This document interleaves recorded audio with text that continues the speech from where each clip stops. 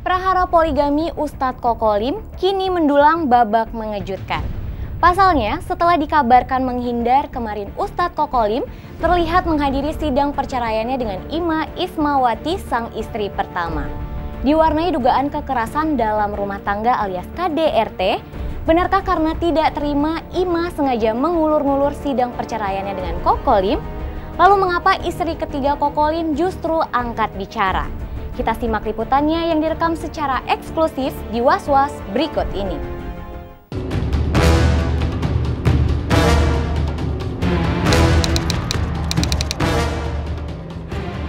Bak bola salju yang kian membesar, itulah prahara poligami Ustadz Kokolim. Menguak kisah demi kisah miris antara Kokolim, Ima Ismawati, dan kedua mantan istrinya yang telah diceraikan. Ya, setelah menceraikan kedua istrinya yang lain, yaitu Heni dan Sofwatu Nida, kini Ustadz Kokolim tengah berjibaku menghadapi sidang gugatan cerainya kepada Ima Ismawati. Ironisnya, sidang cerai yang digelar di Pengadilan Agama Kota Depok, Jawa Barat tersebut lagi-lagi diwarnai drama konflik yang mengejutkan. Jika selama ini Ima Ismawati kerap mengaku sebagai istri yang tertindas dan diusir, kemarin dalam sidang ke-9 perceraiannya, Ustadz Kokolim justru menguntai cerita yang 180 derajat berbeda atas ketidakhadiran Ima pada sidang kemarin. Benarkah Ima sengaja mengulur-ngulur proses sidang dengan alasan sakit yang bahkan diragukan oleh Ustadz Kokolim?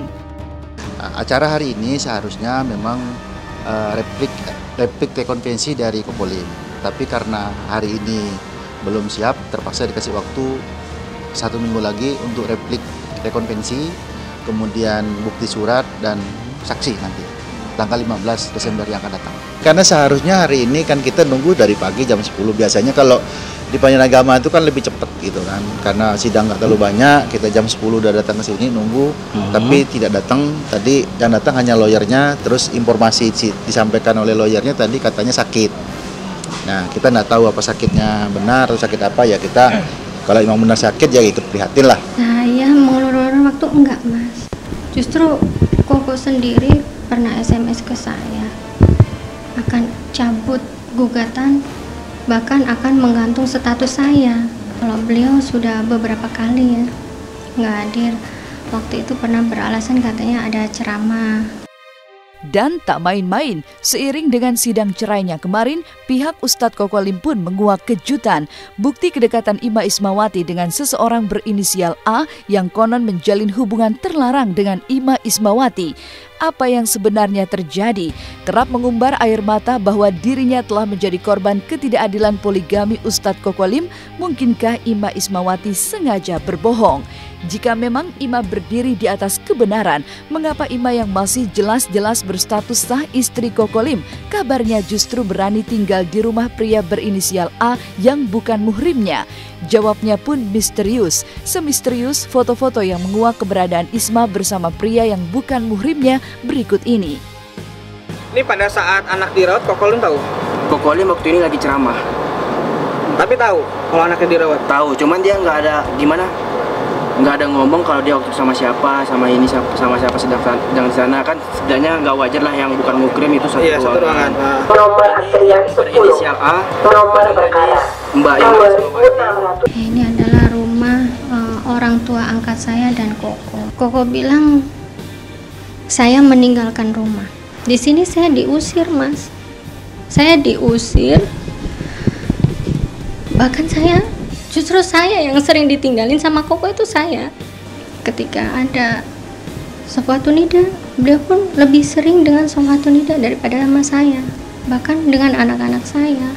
Sangat menyayangkan ketika Mbak Ima berbicara bahwa ketika Kokolim menikah dengan istri-istri barunya, Kokolim menelantarkan anak-anaknya dan Mbak Ima sendiri, gitu ya.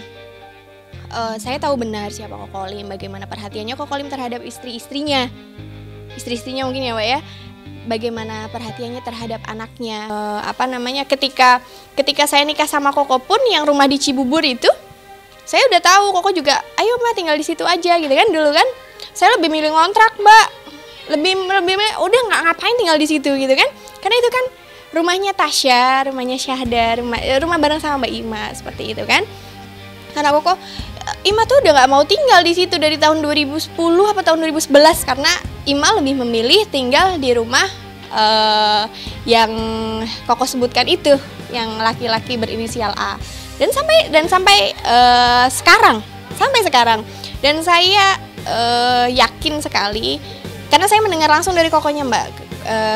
Ketika Koko sudah cerai dengan saya, sudah pisah dengan saya yakin bukan diusir lah. Mungkin salah satu kekecewaan Koko lah, bentuk kekecewaan suami yang sudah dengan niat yang sangat baik, itikat sangat baik untuk memperbaiki rumah tangganya, tapi tidak direspon dengan layak.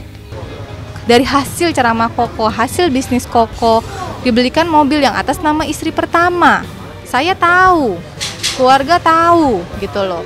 Apa yang terzolimi, hak yang mana yang terzolimi yang tidak diberikan, lahir atau batin. Tolong dispesifikasi lagi lah gitu loh ke Mbak Imanya. Hak-hak yang mana sih saat menikah atau sekarang gitu. Karena dari statement Mbak Ima merasa diambil haknya, ada hak saya dengan anak saya yang kamu rampas gitu, kalian rampas. Benarkah ada aroma selingkuh dan kebohongan di balik gonjang-ganjing poligami Ustadz Kokolim dengan Ima masih menjadi teka-teki? Yang jelas kedua mantan istri yang telah diceraikan oleh Ustadz Kokolim yakni Heni dan Sofwatun Nida sama-sama menguntai keganjilan di balik alasan Ustadz Kokolim menceraikan istri kedua dan ketiganya tersebut. Akhirnya saya pun bercerai, saya divorce. Kokolim juga waktu itu message kepada saya ingin memperbaiki hubungan saya dengan Mbak Ima. Oke, mudah-mudahan saya balas dengan barakallah gitu kan. Semoga baik-baik saja. Tapi beberapa bulan kemudian akhirnya saya mendengar bahwa Kokolim sudah menggugat cerai Mbak Ima di pengadilan agama. Saya diceraikan juga, alasannya sebenarnya tidak logis sih dari Koko. Dan Koko pun bercerita belakangan ini yang setelah dia bercerai dengan Nida pun karena Mbak Ima, katanya saya menceraikan kamu tuh karena Mbak Ima, karena Mas Andi yang katanya sih gurunya Koko, sarannya Mas Andi. Nah itu Andi itu berarti dong yang meracuni otak mereka, otak Koko, otak Mbak Ima gitu loh. Jadi tolong coba tanya ke Mas Andi itu sebenarnya posisinya siapa? Mau tak mau, teka-teki pun mencuat. Benarkah ada unsur adu domba pria berinisial A yang sempat dituding oleh Ustadz Kokolim sehingga kini membuat rumah tangganya menuai gonjang-ganjing? Siapakah di antara Ustadz Kokolim dan Ima Ismawati yang telah berbohong atau justru berdiri di atas kebenaran? Jawabnya pun seolah tertambat pada teka-teki sikap Ustadz Kokolim yang menguntai siapa yang berani berbuat zolim, maka dialah yang akan menabur kezoliman. Saya tidak menjelek-jelekan Ima Ismawati. Tidak seperti apa yang beliau lakukan kepada saya. Kenapa? Karena sejelek apapun Ima Ismawati, beliau ini adalah ibu dari anak-anak saya yang pernah hidup bersama saya. Saya tidak menuntut hak asuh. Hak asuh itu saya akan memberikan kepada ibunya. Tatkala beliau ini bisa menjadi seorang ibu yang akan memberikan kesejahteraan kepada anak saya. Idah yang dia minta juga saya penuhin. Dia minta per bulan itu 3 juta. Kan wal mutallaqatu yatarabasna bi anfusina setelah quru. Jadi orang istri diceraikan itu masa iddahnya 3 bulan. Maka dikasih nafkah iddah itu 3 bulan gitu ya, Bang ya. Nah, 3 bulan berarti sebulan 3 juta dan 3 bulan 9 juta. Itulah sisi buruknya manusia ya. Jadi saya tidak mengatakan saya kecewa atau tidak itu ya, karena yang dituduhkan itu tidak benar. Biarlah masyarakat yang menilai. Kau katakan Allah itu tidak tidur. Allah itu tidak tidur ya. Man zolama zulima. Siapa yang menzolimi akan terzolimi. Ingat itu sabda Rasulullah itu. Jangan banyak berbohong, Bi. Udah cukup kebohongan yang Abi buat. Udah cukup fitnah-fitnah di luar yang Abi buat. Si A ini juga diancam, Mas. Si A ini diancam tidak boleh ikut campur, dalam artian si A ini adalah salah satu saksi saya, saksi dalam persidangan. Tapi Koko mengancam si A dan keluarga ini tidak boleh membantu saya, karena si A ini yang banyak tahu siapa Koko. yang sering menyarankan saya supaya si A ini menemani saya. Dan itu pun atas sepengetahuan Koko. Umi mohon, Bi, jangan ada korban-korban berikutnya lagi. Jangan fitnah, jangan memutarbalikkan fakta.